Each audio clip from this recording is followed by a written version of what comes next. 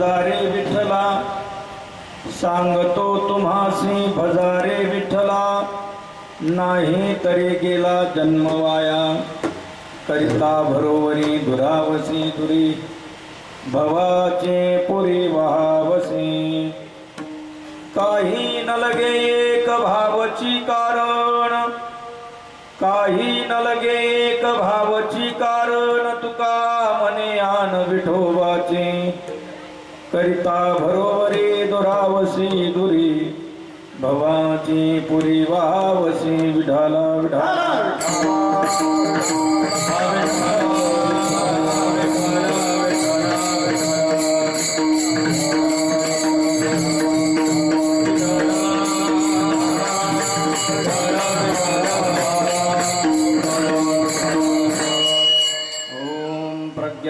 प्रदाने स्थिरचरणी कर व्याप्य भीर व्याप्य लोकान, भुक्त्वा भोगान सविष्टान पुनरभिधीषणोद्भासितान कामजन्यान, पीत्वा सर्वान् विशेषान् स्वपिति मधुर बहुमायया भोजयन्नो, माया संख्यातुर्यं परमोऽमृतमजं ब्रह्म यत्तन्नतोऽस्मि, यो विश्वात्मा विदिज विषयान् प्राश्य भोगान् सविष्टान्, पश्वाश्चन्यान् सुमतिविभवान् ज्योतिषां स्वेन सूक्ष्मान्, सर्वानेतान् पुनरपि शनैः स्वात्मनि स्थापयित्वा, हित्वा सर्वान् विशेषान् विगतगुणगणः पार्वसौ न स्तुरीयः, अजं रुक्मिणी प्राणसञ्जीवनन्तं, परं धाम कैवल्यमेकं तुरीयं, प्रसन्नं प्रपन्नार्तिहं देवदेवं, परब्रह्मलिंगं भजे पांडुरंगं, पांडुरंगाकरो प्रथमा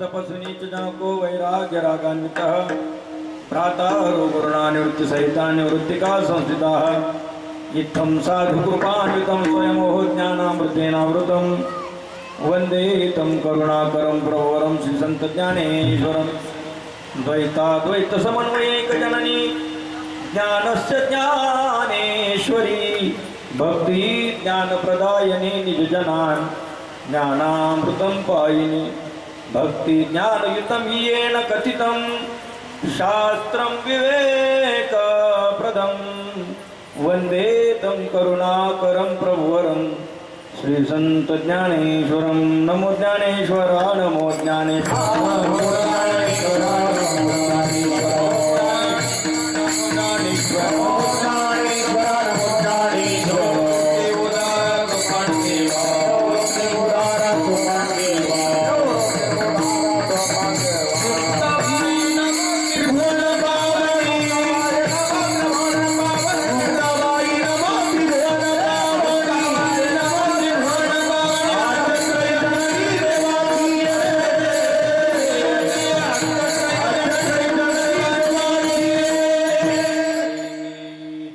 सांगतो तुम्हासी भजारे विठ्ठला, नाही तरी गेला जन्म वाया, करिता भरोवरी दुरावसी दुरी, भवाची पुरी वहावसी. माऊली महावैष्णव श्री संत ज्ञानराज माऊलींच्या परमकृपेने, सर्व साधू संतांच्या परमकृपाशीर्वादाने आज विशिष्ट ठिकाणी विशिष्ट समय भगवत चिंतन सेवेकरता उपस्थित केलेला, चिंतनाकरता समोर आलेला, चिंतनाकरता पाठ करून सांगितलेला, गायक वृंदांनी ठाईच्या चालीमध्ये सुंदर गायलेला पण घेतलेला असा शब्द प्रयोग करत नाही, कारण आपण अभंग घेतो पण घेतो कुठे आहे? विठला विठला विठला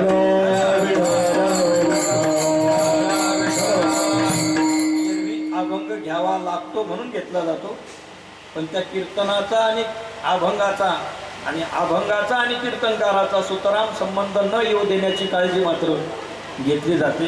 त्यासाठी घेतलेला असा शब्द प्रयोग न करता चिंतना करता समोर आलेला, उपस्थित केलेला संत श्रेष्ठ जगद्गुरु तुकोबराय यांचा 3 चरणाचा गोडाचा हा अभंग विठ्ठल.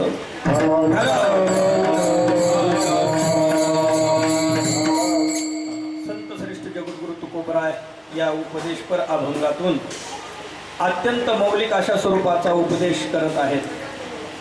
सांगतो तुम्हासी परिणामाचा विचार करून केलेला हा उपदेश आहे. अर्थात आपण जर भगवत भजन केलं नाही तर त्याचा दुष्परिणाम काय होईल त्याचं दिग्दर्शन तुकोबरायांनी केलेलं आहे. सांगतो तुम्हासी भजारी विठ्ठला, भगवंताचं भजन करा, तन मन ध्यान या स्वरूपाने भगवंताचं ध्यान करा, भजन करा. त्याद्वारा इहलोकाची प्राप्ती झाल्याचं सार्थक होईल. अन्यथा नाही तरी गेला जन्म वाया. मनुष्य जन्म जो मिळाला तो ज्याच्या करता मिळाला ते भगवत भजन आहे. आणि ते न करता दुसरंच काही करण्यामध्ये जर वेळ घातला तर तुझा जन्म वाया गेला. आणि परिणामी तू जो जवळ आलेला आहेस तरुण जाण्याकरता अधिकार ज्या मानव शरीरामध्ये तुला प्राप्त झालेला आहे तो अधिकार तू दौडून बाजूला जाशील. म्हणून करिता बरोबरी दुरावसी दुरी, जवळ आलेला तू दूर होशील, दूर जाशील आणि पुन्हा नको व्हायचं तेच होईल. याचा अर्थ भवाच्या पुरामध्ये पुन्हा जन्म पुन्हा मरण अशा त्या पुरामध्ये तुला वाहावं लागेल. बरं म्हटले मी ठीक आहे भगवंताचं भजन करील पण देवाला काही द्यावं लागतं का? तुकोबरांनी सांगितलं त्याला काही लागत नाही.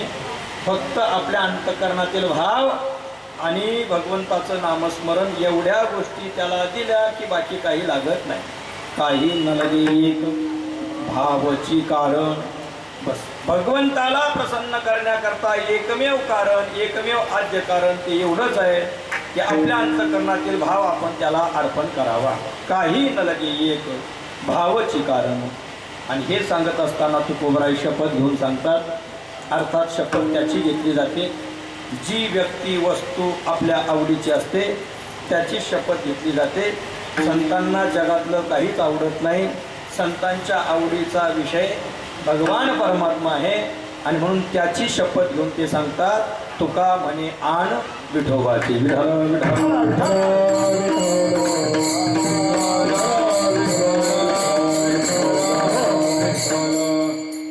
वारकरी कीर्तन परंपरेनुसार घेतलेल्या अभंगाचा सरळ भाव अगोदर सांगावा लागतो. तो सरळ भाव आपल्यासमोर मांडलेला आहे. सेवा किम निमित्त आहे सर्वांना ज्ञातच आहे. तरी देखील कार्यक्रमाच्या अनुषंगाने 4 शब्द सांगायचे असतात. कैलासवासी हरिभक्तीपरायण अशोक बाबुराव पटेल वाडगे यांचं प्रथम पुण्यस्मरण या ठिकाणी संपन्न होत आहे. त्यांचा संपूर्ण असणारा दुःखांकित परिवार गंगा भागीरथी हिराबाई अशोक वाडगे पत्नी आहेत. 3 मुलं श्री दादासाहेब अशोक वाडगे, श्री बाळासाहेब अशोक वाडगे, श्री रवींद्र अशोक पटेल वाडगे. 3 भाऊ श्री भानुदास बाबुराव वाडगे, श्री रामदास बाबुराव वाडगे, श्री संजय बाबुराव वाडगे. बहीण सौ शोभा सोपान सातव, मेवणे श्री सोपान रघुनाथ सातव. पुतणी सौ प्रियंका विशाल रहाटळ, सौ दीपाली धनंजय सातव.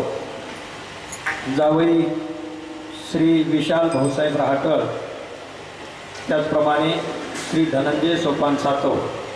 तसेच समस्त वाडगे पाटील परिवार, समस्त ग्रामस्थ, भजनी मंडळ शिंदवे, पंचक्रोशीतील उपस्थित सर्व भजनी मंडळ, आदरणीय वाडगे भाऊंची श्रद्धा नितांत आयुष्यभर ज्यांच्यावरती होती असे वारकरी संप्रदायातील थोर व्यक्तिमत्व, आदरणीय ज्येष्ठ श्रेष्ठ गुरुतुल्य गुरुबंधू आदरणीय आचार्य भगवानजी महाराज शास्त्री बाबा यांच्याशी अत्यंत जुडलेला, प्रेमाने जुडलेला हा संपूर्ण परिवार बाबांच्या सोबत आदरणीय भाऊंच्या यात्रा झाल्या, दिंडी झाली. आपल्या जीवनामध्ये एक वारकरी जीवन जगून, वारकरी जीवनाचं अनुष्ठान करून प्रपंचाची देखील जबाबदारी सांभाळत परमार्थ करत प्रपंचही केला. एरवी परमार्थात जाऊन प्रपंच होतो, पण यांनी प्रपंचात राहून परमार्थ केला.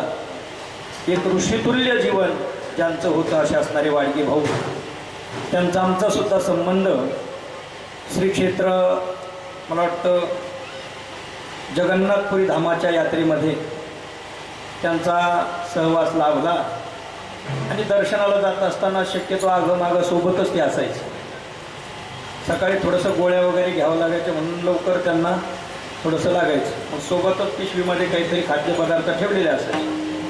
पण आता आजूबाजूच्याला दिल्याशिवाय खायचं कसं, ही वृत्ती त्यांची. मग आम्ही शेजारी असल्यामुळे प्रत्येक दिवशी काहीतरी ते अगोदर देणार, दुसऱ्यांना आजूबाजूच्याला देणार, मग खाणार. म्हणजे महाराज थोडंसं त्रास होतो, गोळ्या वगैरे घ्याव्या लागतात, अगोदर काहीतरी खाल्लं पाहिजे. आणि प्रवासामध्ये सर्व गोष्टी वेळेवर तिथं उपलब्ध होत नाहीत. मग अशा पद्धतीने सोज्वळ जीवन आणि भजनानंदी होतं. भजनाची आवड होती. रेल्वेमध्ये जात असताना सुद्धा भजन म्हणायचे. आपल्या संजू भाऊंच्या भाऊजाई त्यासुद्धा एक भजनी होत्या, त्यांचाही कार्यक्रम आपण केला. मग त्यांच्या समेत असं हे भजन करत करत चालणारी यात्रा कशी असावी, आदर्शवत यात्रा आदरणीय शास्त्रीजींच्या सोबत त्यांनी केली. असे असणारे आदरणीय वाडगे भाऊ आपल्या जीवनामध्ये कष्ट केले, सर्वांना सुसंस्कार दिले. वडील लवकरच गेले. काल मला बाबासाहेब भाऊंनी पाठवली थोडीशी माहिती, त्यांच्याविषयी गोड माहिती दिली. म्हणजे वडील लवकरच गेले, संपूर्ण प्रपंचाची जबाबदारी येऊन पडली. राहिलेल्या बंधूंकरता वडिलाचं नातं जोपासून ज्यांनी सर्वांना प्रेम दिलं असे असणारे आदरणीय भाऊ, आणि त्यांच्या ऋणातून उतराई होण्याचा अल्पसा हा आजचा कृतज्ञता सोहळा म्हणजे त्यांचा असणारा आजचा हा पुण्यस्मरण महोत्सव या ठिकाणी संपन्न होतो आहे. त्या संबंधाने आलेली सर्वच आप्तेष्ट नातेवाईक मंडळी, विशेषतः वारकरी संप्रदायातील सर्व आध्वर्य मंडळी आणि स्वामीजी राजानंद महाराज, परमपूज्य आदरणीय स्वामीजी महाराज उपस्थित आहेत. तसेच गायक वृंद, हरिभक्तीपरायण रामभाऊ महाराज, चौधरी बाबा, तसेच रक्ते महाराज आळंदीकर, नकुल महाराज जाधव शिंगवे, तसेच मृदंगवादक आदरणीय धीरज महाराज कुर्हे शिंगणापूरकर, गायक वृंद शिवरुद्र महाराज रामकृष्ण, शिवरुद्र महाराज रामकृष्ण आश्रम आमच्यासोबत आलेले रुद्र महाराज, चव्हाण वस्ती, पुंतांबा, शिंगवे, धनगरवाडी, भोजडे, पिंपळवाडी, नपावाडी भजनी मंडळ या ठिकाणी उपस्थित आहेत. जाधव वस्ती व पंचकोशीतील भजनी मंडळी उपस्थित आहेत. सरला बीटचे आदरणीय चौकदार आगमने नाना धनगरवाडीकर ते देखील उपस्थित आहेत. सर्व क्षेत्रातील सर्व मंडळी उपस्थित आहेत. त्यांचे नातलग, मित्रपरिवार, आप्तेष्ट यांच्या समेत भाऊंना ही शेवटची आदरांजली देण्याचा आजचा हा प्रसंग आहे. यानंतर श्रद्धांजली नसते, कारण प्रथम वर्ष श्राद्धाच्या निमित्ताने असते ती श्रद्धांजली, आणि नंतर जर पुण्यस्मरण केलं तर त्या निमित्ताने आदरांजली म्हणा किंवा त्याला सुमनांजली म्हणावं लागतं. पण श्रद्धांजलीचा प्रसंग हा अंत्यविधीच्या प्रसंगी, दशक्रियाविधीच्या प्रसंगी, 13व्याच्या प्रसंगी, किंबहुना मासिक श्राद्धाच्या प्रसंगी आणि वार्षिक प्रथम वर्ष श्राद्धाच्या निमित्ताने हा श्रद्धांजलीचा प्रसंग असतो. आणि नंतर मात्र जी देतात ती सुमनांजली असते. या हेतूने या परम पावन क्षेत्रामध्ये संत श्रेष्ठ चांगदेव महाराज यांच्या तपोभूमीमध्ये आपण या ठिकाणी उपस्थित आहोत. ज्यांनी आपलं आयुष्य 1400 वर्ष जीवन जगून ज्ञानोबरायांच्या चरणी शेवट विलीन केलं. संत मुक्ताबाई महाराजांच्या करवी ज्यांना बोध प्राप्त झाला, ज्ञानोबरायांनी त्यांना बोध दिला.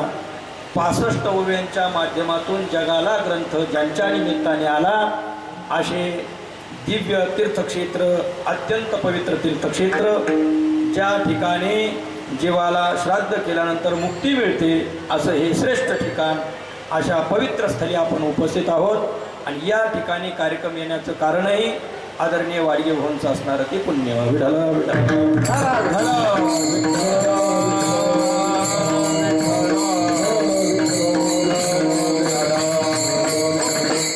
आणि अशा प्रसंगी आपण भगवंताच्या सेवेकरता उपदेशपर अभंग घ्यावा लागतो, अशी परंपरा आहे. आल्यानंतर पूजनीय स्वामीजींचं देखील दर्शन झालं, आदरणीय रामानंद गिरीजी महाराजांचं दर्शन झालं. प्रकृती अस्वास्थ्यामुळे तिथे बसून त्यांचं श्रवण चालू आहे, ते देखील उपस्थित राहणार होते. तर अशी या परिवारावरती प्रेम करणारी सर्व मंडळी आहे. भाऊंचं जीवन हे सेवामयी जीवन होतं. एकदा त्यांच्या रस्त्याला जात असताना सहजच वाटेवरती भेट झाली गोरख भाऊंच्या घरी जात असताना, आणि ते कुठेतरी बाहेर निघालेले होते. म्हणले, महाराज आपल्याकडे जेवणाचा कार्यक्रम ठेवायचा आहे, कधी येता कधी येता असा विषय झाला, पण त्याच्यावरती अंमल काही झालं नाही. आणि नंतर अचानक बातमी कळली की भाऊ गेलेले आहे. तर त्यांचं ते दिलेला जो शब्द आहे तो अजून पाळायचा राहिलेला आहे. आता कदाचित कसं असतं, आपण जे म्हणतो ना, करू पाहू होईल जाईल, या ज्या गोष्टी असतात त्या आपल्याला धोक्यात कशा आणतात, तर त्या बाबतीत एक मिळालेले उदाहरण आहे.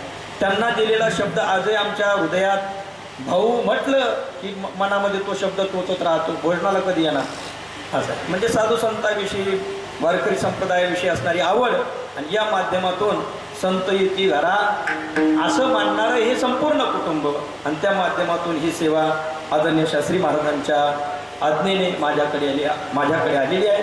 एवढाच एक काहीसा हा ऋणानुबंध, आणि त्या माध्यमातून आजची ही सेवा, या सेवेच्या माध्यमातून भाऊंना काही पुण्य व्हावं असा भाव मुळीच नसून, अशा पुण्यशील महात्म्याचा कार्यक्रम करून काहीसं पुण्य आपल्याच पदरात पाडण्याचा हा प्रयत्न. विठ्ठल विठ्ठल.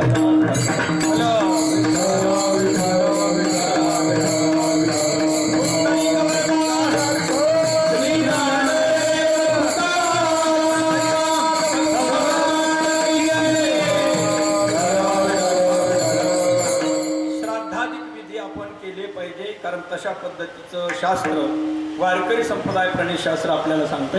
ज्ञानोबराय म्हणतात की चंद्रग्रहण आणि सूर्यग्रहण ज्या वेळेस असतं, तो जसा पुण्यकाल असतो, तसं राहिलेल्यांकरता पुण्यकाल म्हणजे कोणता आहे, तो आईवडील ज्या तिथीला जातात तो राहिलेल्यांकरता काय असतो, पुण्यकाल असतो. सोम सूर्यादी ग्रहणी येऊनी करविती पार्वणे, का माता पितर मरणे अंकित जे दिवस माता पितर मरणे अंकित, अशा असणाऱ्या पुण्यतिथ्या या राहिलेल्यांकरता काय असतात, पवित्र असा पर्वकाल असतो. पर्वकाल म्हणजे एखादी केलेली सेवा द्विगुणित फल देण्याचा काल.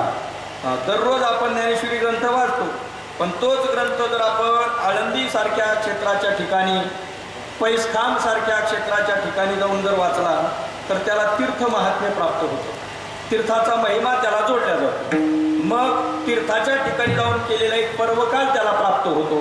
हे जसं त्याच पद्धतीने ज्या तिथीला आईवडील गेले त्या तिथीला श्राद्धादिक विधी केल्यानंतर द्विगुणित फल देणारा तो मार्ग. विठ्ठल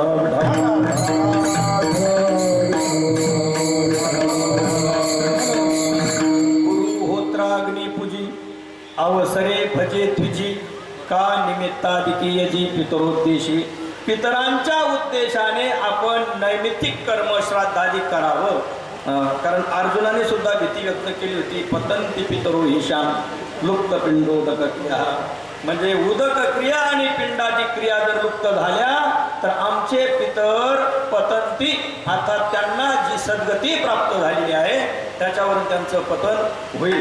मग पतन होऊ नये यासाठी गेलेल्यांच्या निमित्ताने अशा प्रकारचे श्राद्धादिक कर्म करायचे असतात. श्राद्धादिक कर्म श्रद्धेने करायचे असतात.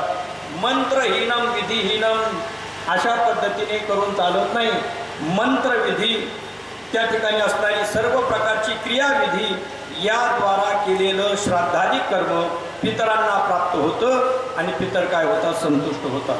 म्हणून वारकरी शास्त्र प्रणीत असलेली ही परंपरा या माध्यमातून आपल्या महाराष्ट्रामध्ये अनेकविध ठिकाणी श्राद्धादिक कर्म केले जातात. फक्त एक आहे, गेलेल्या माता पितांच्या निमित्ताने केलेलं श्राद्ध त्यांना प्राप्त कधी होतं, जर जिवंतपणे आपण त्यांची काही सेवा केली असेल तर. जिवंतपणे आपण त्यांची सेवा न करता मेल्यानंतर मोठा कार्यक्रम करून खूप खर्च करून देखील कार्यक्रमाचं आयोजन केलं तरी देखील त्याने ते संतुष्ट होतीलच असं सांगता येत नाही.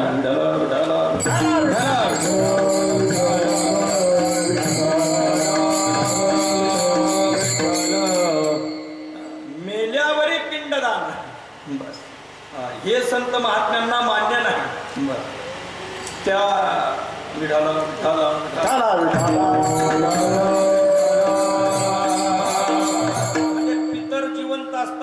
त्यांच्याशी दोन शब्द गोड बोलले नाहीत, त्यांना औषधोपचार वेळच्या वेळेला केले नाहीत आणि पितर निघून गेल्यानंतर फार मोठा खर्च केला, फार गोड गोड भोजन ठेवलं. आता जे भोजन ज्यांच्या करता ठेवलं ते भोजन करण्याकरता ते आहेत का? नाही. मग संत महात्म्याने सावध केलं, केले आपणची जेवी. जे तयार केलेले पदार्थ आहेत ते आता स्वतःला खावे लागतात. आणि म्हणून मेल्यावरी पिंडदान जिता नाही अण्णा मेल्यावरी पिंडदान, भुके नाही अण्णा मेल्यावरी पिंडदान, भुके नाही अण्णा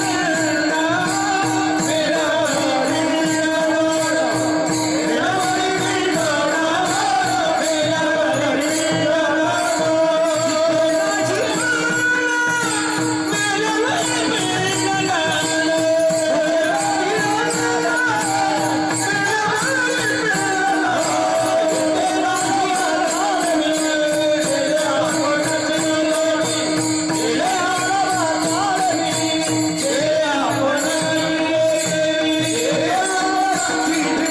पिंडदान, मेल्यावरी पिंडदान,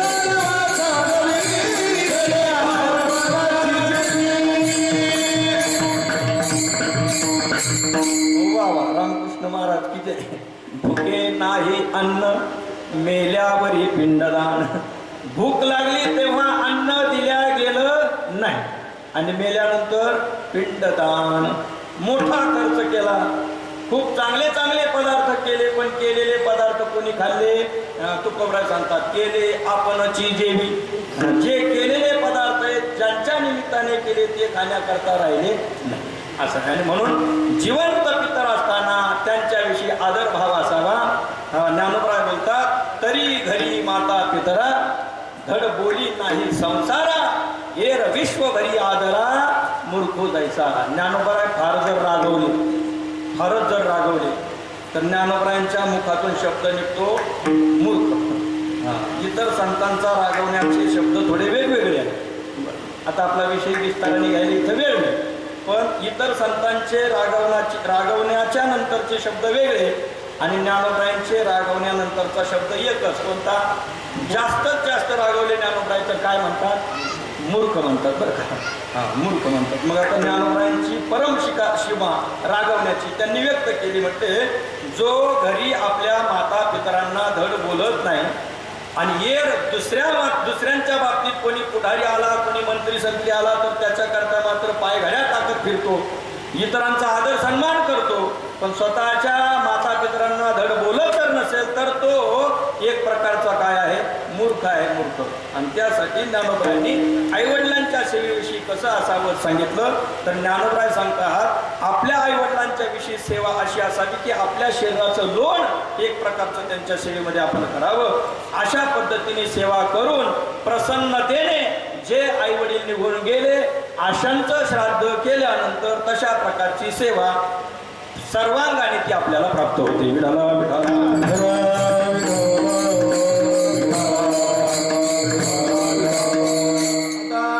वाडगे कुटुंबातील भाऊंच्या विषयी तसा सेवेचा योग जास्त आला नाही, कारण की चालता बोलता त्यांना आपल्यातून जावं लागलं. पण त्यांचा सर्वांविषयी असणारं त्यांचं प्रेम आणि घरातील त्यांच्याविषयीचा असणारा आदर या माध्यमातून त्यांनी भाऊंच्या विषयी केलेलं संपूर्ण यावत जन्म केलेलं प्रेम, तिघा भावाविषयी भाऊंना फार त्या ठिकाणी स्वाभिमान होता. घरातील आपल्या 3 मुलांच्या विषयी सुद्धा स्वाभिमान होता. मला वाटतं एकदा तिकडे पाहुण्यांना भेटण्याकरता जाता जाता आमच्याकडे जोडीना ते काही वेळ येऊन तिथं थांबले आश्रमामध्ये. एक 5-10 मिनिटं भेट देऊन गेले होते. म्हणजे तेव्हापासूनची ही वृत्ती त्यांची नेहमी प्रसन्नमुख असायची. कमी बोलणं, अचूक बोलणं, ज्या ज्या वेळेस बोलायचं त्या त्या वेळेस समोरच्याला आदरपूर्वक बोलणं, अशी चांगली माणसं निघून गेल्यानंतर साहजिकच असं असतं पहा, दुष्टही रडवतो आणि सज्जनही रडवतो. बरं, सज्जनही माणसं दुःख देतात आणि दुष्टही माणसं दुःख देतात. पण एक फरक आहे, सज्जन माणसं दुःख देतात ते गेल्यानंतर आणि दुष्ट माणसं दुःख देतात ती जिवंत असतात तेव्हा. जिवंत असतात तेव्हा दुःख देतात आणि गेल्यानंतर सुख होतं ते दुष्ट.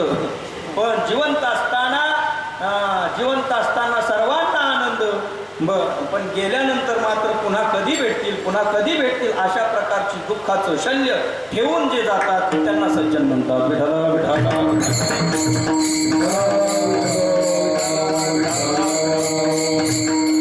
भाऊंच्या विषयी या संपूर्ण कुटुंबाचा आदरभाव आणि त्या माध्यमातून त्यांनी या ठिकाणी केलेला हा कार्यक्रम, या माध्यमातून भाऊंचा आशीर्वाद संपूर्ण कुटुंबाला अवश्य प्राप्त होईल. कारण श्रद्धापूर्वक अंतःकरणाने त्यांची केलेली सेवा जिवंतपणची आणि नंतरची सुद्धा ही श्राद्ध कर्माच्या द्वारा केलेली सेवा भाऊंना पूर्णाश पुण्यात्मकाचा भाग प्राप्त होऊन सद्गती प्रदान करणारा ठरेल. विठ्ठला विठ्ठला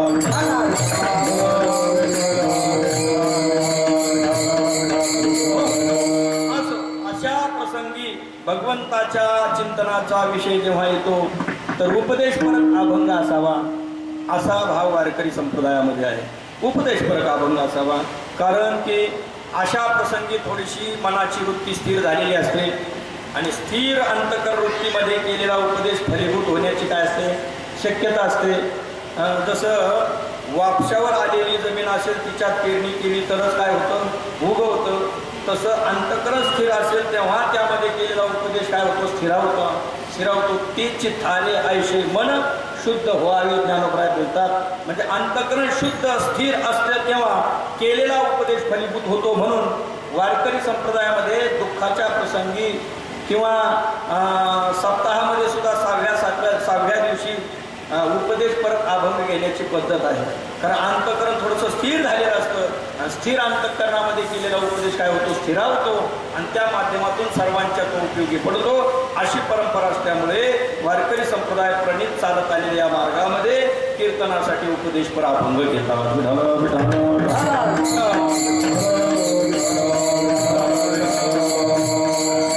संत महात्म्यांचं जीवन हे अत्यंत पोटतिडकीचं जीवन आहे.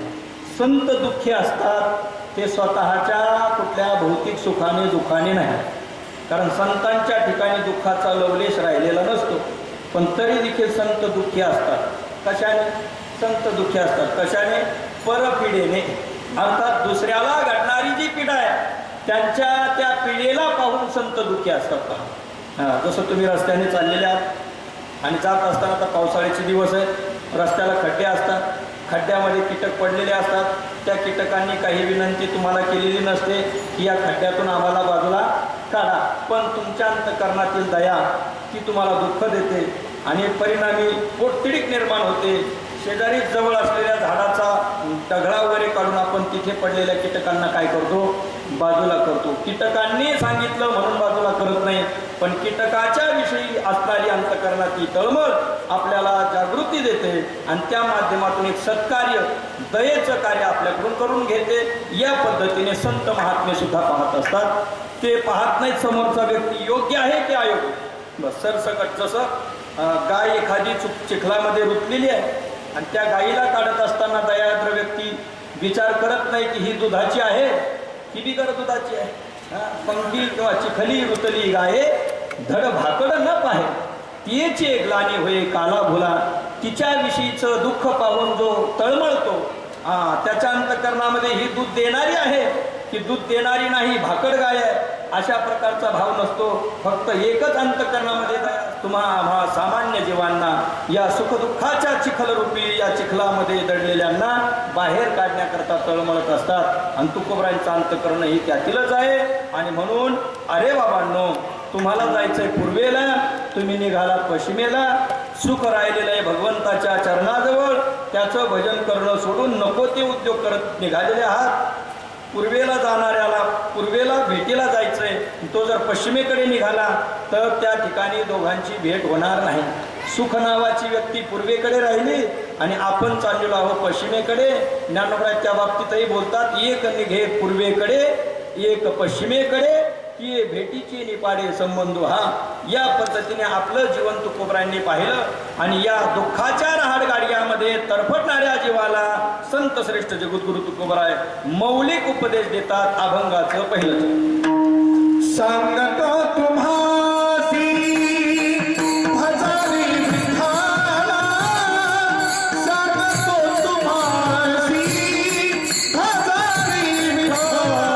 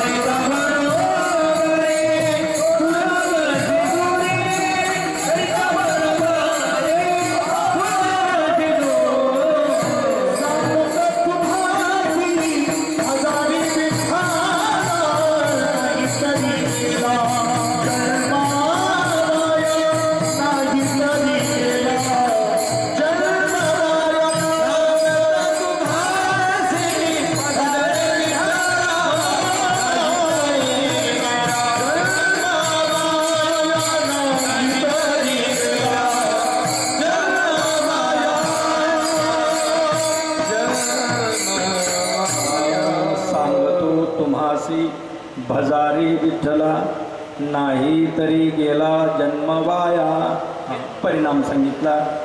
भगवंताचं भजन केलं नाही तर परिणाम काय होईल? परिणाम होईल नाही तरी गेला जन्म वाया. जन्म सार्थकी लागण्याकरता तो ज्याच्या करता मिळाला त्यासाठी तो वापरला गेला पाहिजे. पण ज्याच्या करता मिळाला त्याकरता न वापरता तो नको त्याच कामाकरता जास्त वापरला तर नाही तरी गेला जन्म वाया. आता माता भगिनी दूध तापवायला ठेवतात. मग दूध तापवायला ठेवल्यानंतर पहिला नियम काय? जिनं किंवा ज्यांनी दूध तापवायला ठेवलं ते पूर्ण तापायचं होईपर्यंत तिथून हलायचं. दूध तापवायला ठेवलं दुसऱ्या कामामध्ये आपण लागलो की ज्या उद्देशाने दूध तापवायला ठेवलं म्हणजे घरच्यांना उपयोगी यावं म्हणून मग तापवायला ठेवलं, गॅस फुल करून दिला, जाळ फुल करून दिला आणि आपल्या घरकामामध्ये लागला तोपर्यंत विस्मरण झालं आणि परिणामी दुधाने आत्महत्या करायला चालू केली. आणि ते पातेल्याच्या बुडात होतं पण उकळून उकळून वरती आलं, संपूर्ण जळालं, पूर्ण कोळसा झाला. मग धुराचा वास नाकात आला आणि मग लक्षात आलं की दूध तापवायला ठेवलं तर आणि पाण्याचा प्रयत्न केला. आता काय? आता तोपर्यंत दूध काय केलं? ज्या उद्देशासाठी ते तापवायला ठेवलं तो उद्देश सफल झाला नाही तरी गेला जन्म वाया. ज्या कामाकरता जी वस्तू वापरायची ती वस्तू त्या कामाकरता वापरा. हातोडी पकडीचं काम पकडीने करावं, हातोडीचं काम हातोडीने करावं. कुठं कुठं खिळा ढोकण्याचा प्रसंग असतो तिथं हातोडी पाहिजे, पण हातोडी न वापरता पकड वापरली तर त्याला काय पडतात? टचरे पडतात. जी वस्तू तिथल्या तिथं वापरावी लागते असं आहे. तसं ही वस्तू भगवत भजनाकरता मिळाली आहे. ही वस्तू अनाठाई जर वापरली तर ती काय गेली? वाया गेली. विठाला विठाला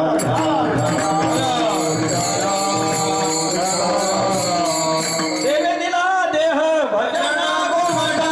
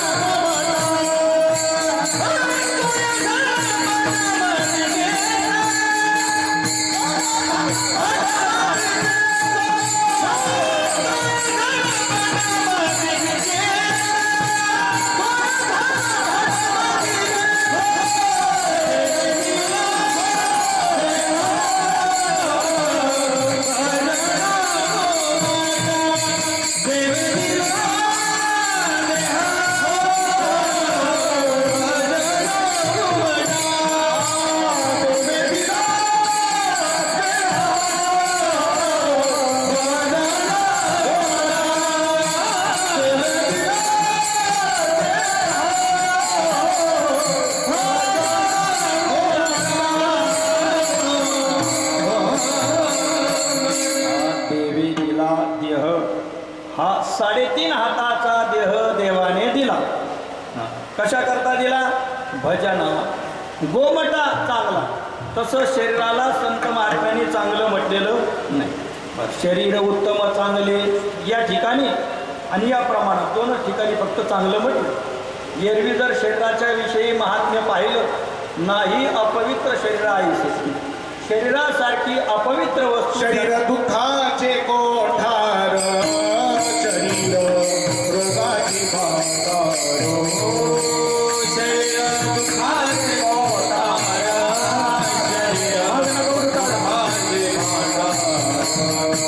शरीर दुःखाचे कोठार, शरीर रोगाची भांडार. शरीर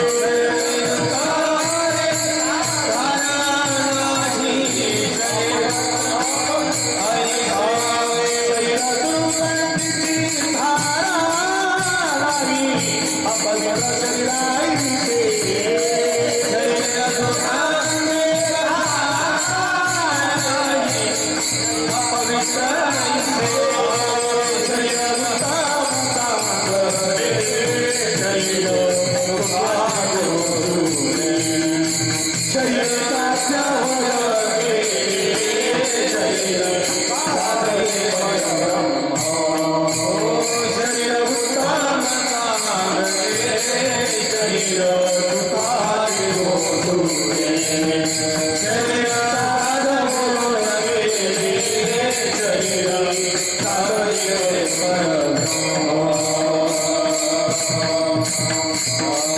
शरीर दुःखाचे कोठार, रोगाचे भांडार, दुःखाचं कोठार.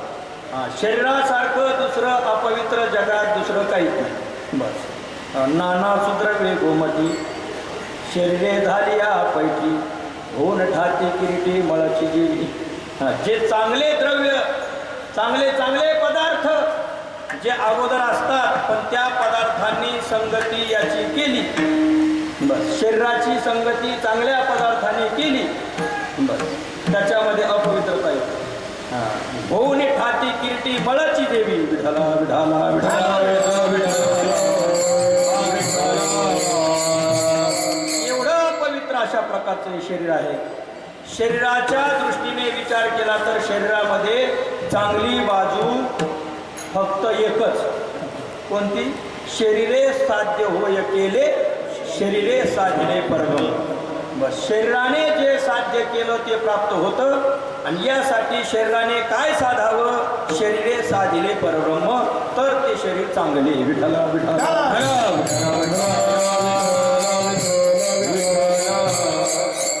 कीर्तना करता निघालो, म्हणले वाडगे भाऊंचं श्राद्ध आहे, नेवाशांच्या बाबाचं कीर्तन आहे, मग कीर्तना करता जायचंय. निघालो पायी किंवा गाडीने किंवा सायकलने, साधनाचं अवलंबन करून किंवा साधनाचं अवलंबन न करता येण्याचा प्रयत्न केला. मध्यंतरी अनेक फाटे लागले, पण त्या फाट्याला न फुटता बरोबर चांगदेव महाराज समाधी मंदिराच्या जवळ या लॉन्समध्ये येऊन पोहोचलो तर पोहोचलो. मग ज्या करता निघालो ते काम साध्य झालं. अन्यथा मध्यंतरी फाटे लागतात. कोणते कोणते? संतांनी सांगितलं, तो या झाला फाटा बाधिकेचा. बाधिकेच्या फाट्याला जाण्याचा संभव आहे, म्हणून फाटे बाधिकेचे लागतील, लागणार नाही असं नाही, पण बाधिकेच्या फाट्याला न जाता आपल्याला ज्या फाट्याला पोहोचायचंय, ज्या साध्याला पोहोचायचंय तिथपर्यंत आपण पोहोचलं पाहिजे, तर हे शरीर कामा आलं. नाही तरी जन्म गेला वाया. त्याकरता संत महात्मे सावध करतात. सावध करत असताना ही पोटतिडकीची भाषा आहे, आणि म्हणून सुरुवातीलाच आपलं लक्ष वेधून घेण्याकरता तुमचं आमचं लक्ष तुकोबरायांकडे वेधून घेतल्या जावं, यासाठी तुकोबरांनी शब्द वापरला. सांगतो. मला तुम्ही विचारलं नाही, मला सांगा असा तुमचा आग्रह नाही, पण तरी देखील मी तुम्हाला सांगतो. का? कारण तुमच्याविषयीची दया आमच्या अंतःकरणात आहे. ही दया आम्हाला दुःख देते. बस दुःखवे अनेकांच्या दुःखे. दुसऱ्याच्या सुखाने संत सुखी होतात आणि दुसऱ्याच्या दुःखाने संत दुःखी होतात. तुमचं आमचं दुःख संतांना पाहवत नाही, म्हणून सांगतात. सांगतो तुम्हासी.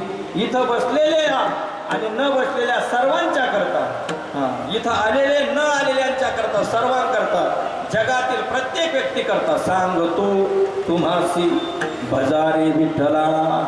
म्हणले देवाला भजा. म्हणले भजा म्हणजे नेमका कोणता भजा? कांद्याचा भजा का पालखाचा भजा का घोसाळ्याचा भजा?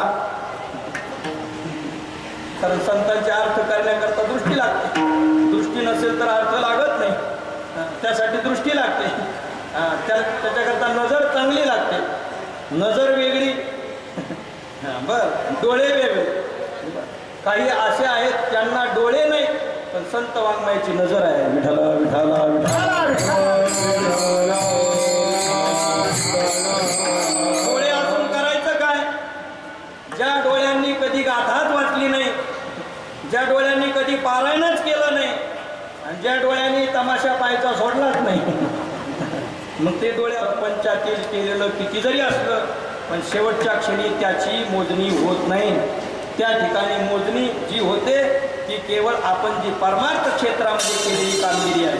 सप्ताह सुरू आहे, त्या सप्ताहाकरता केलेलं अन्नदान असेल, तीर्थयात्रा केली ते परमार्थिक कार्य असेल, आळंदी पंढरी पायी वारी केली, संत चांगदेव महाराजांची वारी केली, संतांची वारी केली, तीर्थाचं स्नान केलं, या गोष्टी वाखाणल्या जातात.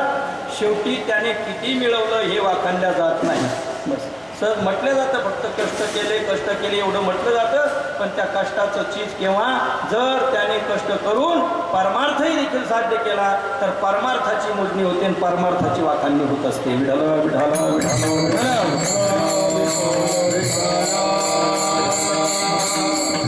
म्हणजे या शरीराला आल्यानंतर भगवत भक्ती करणं इतकं महत्वाचं आहे. गेल्यानंतरही देखील आपली कीर्ती राहावी आणि आपण असताना देखील आपल्या सोबत घेऊन ते पुरोडाच पुण्यात्मक घेऊन जावं. आणि तिथं गेल्यानंतर जाप जर विचारला तर आपल्याला ताट मानेने तिथं उभं राहता यावं. हे मन मुसाफिर निकलना पडेगा, काया कोटी खाली करने पड़ेगा. आएगी नोटिस जमानत न होगी, पल्ले में अगर कुछ अमानत न होगी, होकर के कैद तुझे चलना पड़ेगा, काया कोटी खाली करनी पड़ेगी.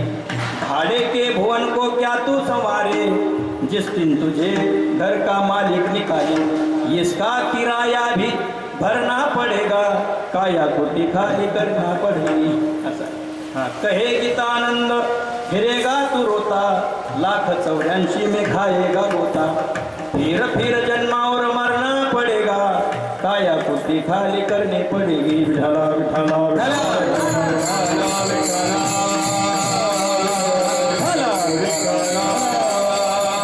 आणि म्हणून उद्याचा मार्ग वाट मार्याचा आहे म्हटल्यानंतर आजच जो सावध होतो तो शहाणा.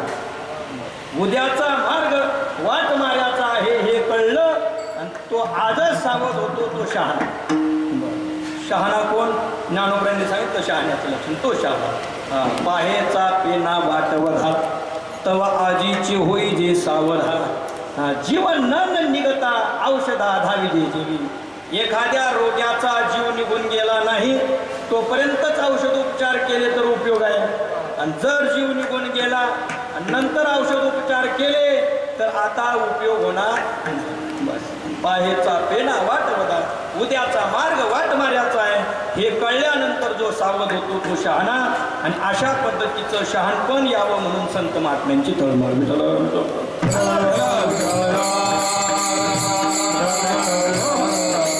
या अपवित्र शरीराकडून चांगलं काम करून घेण्याकरता एकमेव मार्ग म्हणजे भगवंताचं भजन करा. म्हणजे आला का प्रश्न पुन्हा? म्हणजे ठीक आहे तुकोबराया, हे शरीर वाया जाऊ नये म्हणजे ना म्हणून आम्ही भजन करू. पण आता हे भजन करायचं कसं? कारण भजा म्हटले तुम्ही, पण मग नेमका कोणता भजा? तो विषय आपलं चालवता. नेमकं कोणता भजा? म्हणजे बेसन पिठाचा भजा का गुलगुला भजा का नेमका कोणता भजा? तर असा वरवर अर्थ करून जमत नाही. त्याकरता भज सेवायाम नावाचा काय धातू आहे. मग त्यामध्ये सेवा, मग कोणती सेवा? भगवंताची जी जी सेवा दिसते ती ती सेवा करणं म्हणजे भजन. तसं पाहिलं आता ही वारकरी क्षेत्रातील सर्व मंडळी आपल्या अनमोल वेळ खर्च करून कीर्तन परंपरेला जोपासणारी ही सर्व वारकरी मंडळी, आपलं पेट्रोल आपलं डिझेल गाळून कीर्तनाकरता साथ करणारी ही वारकरी मंडळी, आणि म्हणून मी नेहमी म्हणतो शास्त्रीजी, आपल्यापेक्षा कीर्तनकार मंडळींपेक्षा वारकरी परंपरा जर कोणी जोपासली असेल तर ती खऱ्या अर्थाने या टाळकरी मंडळींनी जोपासली आहे. वारकरी परंपरा लावणी मृदंग श्रुती टाळ घोष शिव ब्रह्मरस आवडीने, हे जे भगवत भजन आहे हे टिकवणारी सर्व ही तळागाळातील सामान्य घरातील अगदी गोरगरीबीतील त्यांच्याकडे फार बँक बॅलन्स नसेल. पूजने आमचे उद्धव बाबा सांगत असतात, म्हणजे भौतिक दृष्टीने बँक बॅलन्स नसू द्या, पण जे जे वारकरी संप्रदायामध्ये जन्माला आले ते श्रीमंत आहेत, त्याचं कारण त्यांना टाळ कळतो, त्यांना भजन कळतं, त्यांना मृदंग कळतो, आणि या ताला स्वरामध्ये गाण्याचं अंग ज्यांना आहे ते भाग्यवान आहे.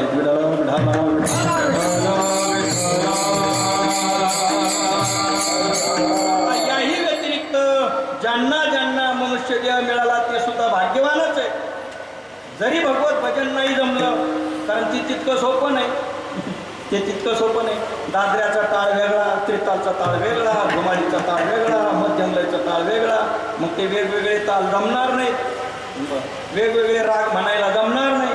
मृदंग वाजवत असताना सुद्धा वेगवेगळ्या बोलातून सरपटी वेगळ्या, मुखडे वेगळे, त्यातल्या उतरण्या वेगळ्या, उठवण्या वेगळ्या, हे सर्व आपल्याला जमणार नाही. मग त्याकरता फक्त काय करायचं, नाही जमत म्हणून मग काय हातावर हात धरून गप्प बसून राहायचं का? नाही जरी तुझं मधुर उत्तर येईल तैसा बोला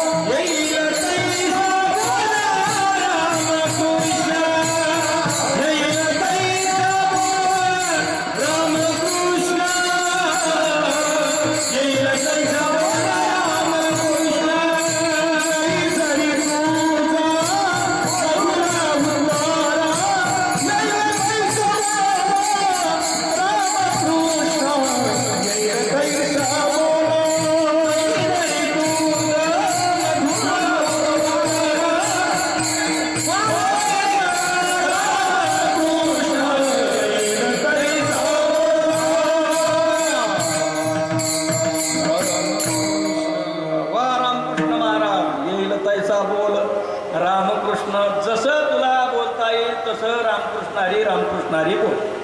तालात बोलता आलं आनंद आहे, स्वरात बोलता आलं आनंद आहे, पण जरी ताल स्वर नसला तरी येईल तैसा बोल राम. कारण नाही तयावी न भुकेला विठ्ठल, परमात्म्याला त्याची भूक नाही. जसं तुला येईल तसं म्हण, पण फक्त म्हण. आणि जर म्हटला तर जन्म सार्थकी लागला. बरं, हजार या शब्दाचा अर्थ मी बोलतोय. भगवत भजन करा, टाळ मृदंग लावून करता आलं तर ते करा, नाही ते करून जमलं तर बा दोन हात आणि तिसरं मस्तक नतमस्तक होऊन म्हणावे पतित वेळ गेला. स्वतःला साधूक समजायचं नाही. मी भगवंता तुझा दास आहे आणि बरवी नामावळी, सतत भगवंताचं नामचिंतन करत राहावं बस. उठता बैसता सर्व कार्य करता हरिबोल या पद्धतीने. मग सांगतो तुम्हासी भजारे विठ्ठला. विठ्ठलाचं भजन करा, कारण शरणागता शरण्य मीच एकू. अनेक द्यावं पण आहेत, देव वेगळे आणि द्याव वेगळे. कैसे या जनाशी लागले वेड, शिड्या तांब्याची बाहुली केली, मनाई ते नाव ठेवली, फळा फुलांनी झाकोळी. अशा असलेल्यांचं भगवत भजन करू नका. शेंदरी हेंदरी दैवते, कोणती पुजी भूते घेते, आपल्या पोटाची रडते, मागतेची ते अवदान. यासाठी भजन करायचं, पण कुणाचं करा? कुळीची ही कुलदेवी केली ठावी संतांनी. आणि म्हणून सांगतो तुम्हासी भजारे, सांगतो तुम्हासी भजारे विठ्ठला, सांगतो तुम्हासी भजारे विठ्ठला. नाही तरी गेला जन्म वाया, नाही तरी गेला जन्म वाया, तरी गेला जन्म वाया. पार कुमारी, पार कुमारी,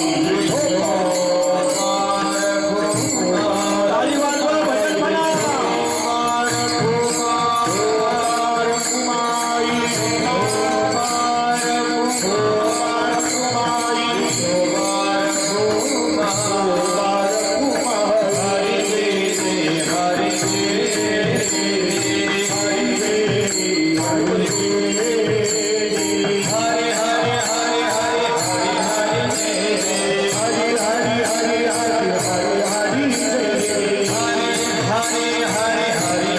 जय जय हरी हरी हरी हरी हरी जय जय हरी जय जय हरी जय जय हरी जय हरी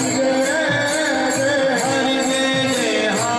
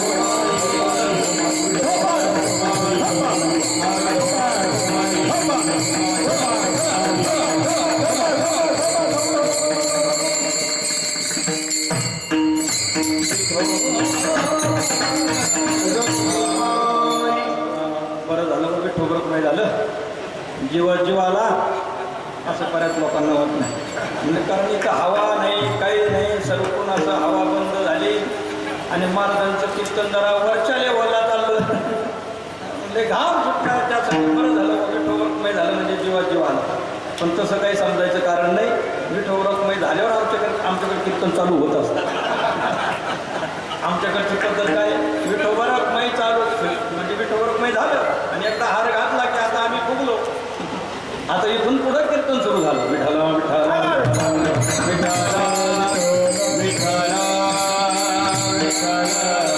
सांगतो तुम्हासी भजारी विठ्ठला नाही तरी गेला जन्म वाया जाऊ नये असं ज्यांना वाटतं त्यांनी तुकोबराय जे सांगतात ते ऐकावं सांगतो तुम्हासी भजारी विठ्ठला भगवंताचं भजन करा श्रावण मास गेला श्रावण मासामध्ये मारुतरायाला पाणी घाला श्रावण मासामध्ये गंगेचं स्नान करा पवित्र शुचिर्भूत होऊन ज्ञानेश्वरी किंवा इतर पोथ्यांचं सद्ग्रंथांचं वाचन करा त्याद्वारा भगवत भजन घडलं म्हणजे जन्म सार्थकी लागला आणि जर तसं न करता वेगळ्याच वेळेमध्ये आपण जन्म वाया घातला तर जवळ जो आलेला हो जवळ येऊन सुद्धा दूर जाण्याचा प्रसंग होईल अभंगाचं दुसरं चरण करता बरोबर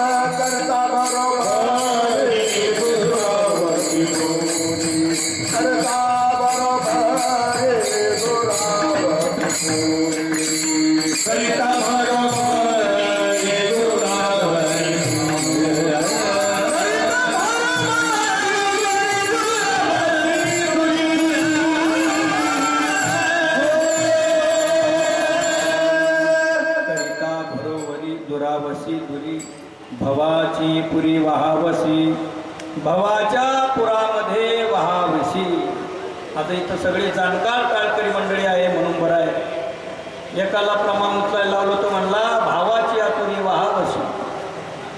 तुरी खूप झाल्या आणि भावाच्या तुरी हा वाहत होता. भावाची आतुरी व्हावीची म्हटलं भाऊ कल्याण झालं, बरं झालं तुमची भेट झाली.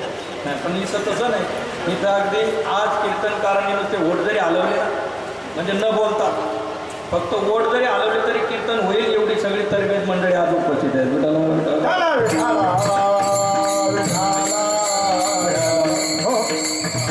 तुकोबराय सांगतात करिता बरोबरी दुरावसी दुरी. हा झालं ना सत्कार साहित्य झालं का? बसा खाली थोडा वेळ. आपलं सत्कार विठाला विठाला विठाला विठाला विठाला पुंडलिक वरदा हरी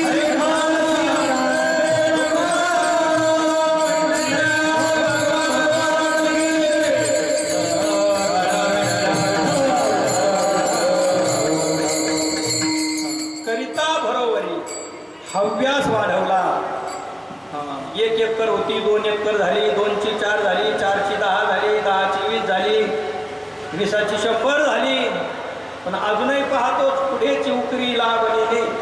तुका म्हणे झाले कोंबडियाचे परी पुढे चिवकरीला बनिले. आमच्याकडे एक उंदराचं पिल्लू होतं. आमच्याकडच्या उंदराचं सांगतो. आमच्याकडे एक उंदराचं पिल्लू होतं. मग 10 पोते असे थप्पी लावलेली. पहिल्या पोत्याला त्याने कुरतडलं, 1-2 दाणे खाल्ले, बाकीचं अस्ताव्यस्त केलं. दुसऱ्या पोतं, तिसरं पोतं, चौथं पोतं, 10 पोते पूर्ण कुरतडले. मग आता पहिल्या पोत्यातलं संपलं, मग पुढं गेला असता, भागलं असतं. पण तसं नाही. पहिलं पोतं कुरतडलं, दुसरं कुरतडलं, 10वं कुरतडलं, पुन्हा वर पाहतोच. पुन्हा वर पाहतो. म्हणजे महाराज आता काहीच करायचं राहिलं नाही. सगळं झालं. बंगला झाला, गाडी झाली, जमीन झाली, सर्व मुलं नोकरी लागले. बस 1 मजली नाही, 2 मजली नाही, 3 मजली नाही, 5 मजली बिल्डिंग बांधली. गेलो पाहायला. चला मग पहिला जिना चढलो, दुसरा चढलो, चौथा चढलो, 5व्यावरती गेलो.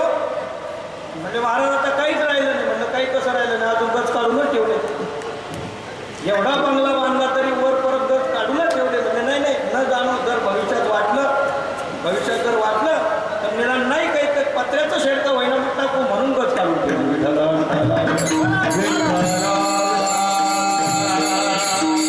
गडगंज श्रीमंत झाला म्हणून गडगंज श्रीमंत झाला म्हणून तो काय 8 फुटी चप्पल वापरेल का? अहो जेवढं आवश्यक आहे तेवढं पोटापुरतं अन्न आणि अंगापुरतं वस्त्र आणि दळणवळणापुरतं बस बाकीचे साधन. फार काही गडगंज संपत्ती ही सुखाची कल्पना नाही. आपण मिळवण्यामध्ये वेळ घातला तर करिता बरोबरी दुरावसी दुरी. शरीराला प्रपंचाला आवश्यक आहे तेवढं मिळवावं लागतं, मिळवलंच पाहिजे, ते आपलं कर्तव्य आहे. पण मुख्य जे आद्य कर्तव्य आहे तुका म्हणे भजा आपलं सुरुवात सांगतो तुम्हासी भजारे विठ्ठला. हे मुख्य कर्तव्य विसरून बाकीच्या कर्तव्याला विशेष मानत बसला. हे बाकीचे साधनं म्हणून होते.